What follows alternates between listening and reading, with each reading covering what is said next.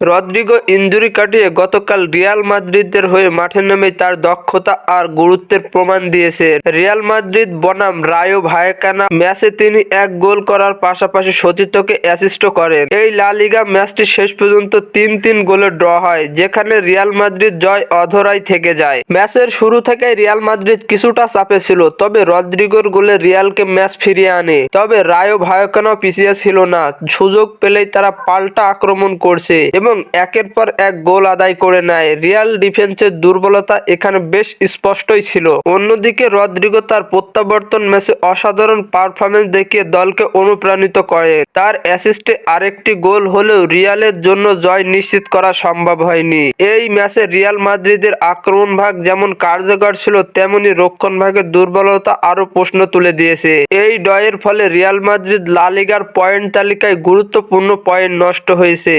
তবে রদ্রিগের পারফরম্যান্স ছিল ম্যাচের অন্যতম আলোচনার বিষয়। ভক্তরা আশা করছেন ইনজুরি কাটিয়ে ফিরে তিনি সামনে আরো ভালো খেলবেন এবং রিয়ালকে শিরোপার দৌড়ে এগিয়ে নিয়ে যাবেন।